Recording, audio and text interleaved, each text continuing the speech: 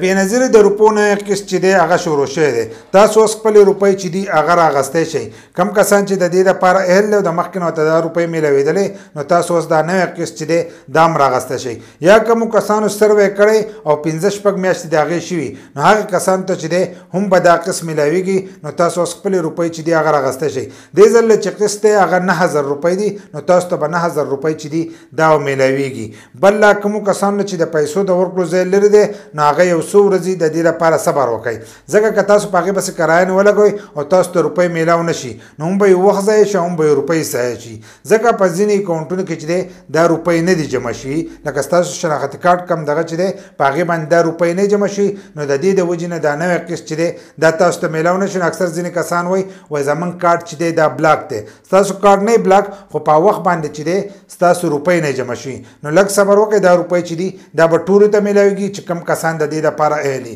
او کوم کسان ته دا پته نه لګي چې موږ د دې دپاره اهل یو که نه یو نو د دې په باره کې چې دی زموږ ویډیو موجود ده تاسو هغه ویډیو کتی شئ په هغه طریقه چې دی تاسو خپل اهلیت چې دی دا چک کولی شئ. بل دا چې کله تاسو روپو له ځئ نو د هغې دپاره به تاسو خپل شناختي کارت چې دی دا به هم ګورئ. که ستاسو شناختي کارت ایکسپیر نو دا روپۍ چې دي دا به تاسو ته نه میلاویږي ځکه په ایکسپیر شناختي کارت باندې چې دی روپۍ نه میلاویږي. د هغې دپاره چې دی تاسو به خپل شناختي کارت نوی کوئ چې کله شناختي کارت نوی کړو نو هلو به دا روپۍ چې دي دا به تاسو ته میلاویږي. بل لا چې کله تاسو له روپۍ درکوئ نو د هغې سره تاسو رسید رالی ځکه ځینې کسان چې دي په هغې کې ډېر روپۍ چې دي هغه کټ کوي. اکثر ما ته ځینې کسان کمنټس کوي یا په میسیجونو کوي وایي زموږ نه 1500 روپۍ کټ کړې یا 1000 روپۍ کټ کړې نو دومره روپۍ چې کټ کوي دا ناجایزه ده خو که 100 او 50 کټ کوي نو دا څه خبر نه ده. بل دا که دا 9000 تاسو له دې ټولې درکړي نو په دې کې هم دله چې دي هغه روپۍ د دې ایستلي خو بیا هم د دې د اکاونټ نه دومره روپۍ کټ کېږي نو هغه روپۍ چې دي د دې د حسابه کمې دي نو 100 یا 50 که کټ کړي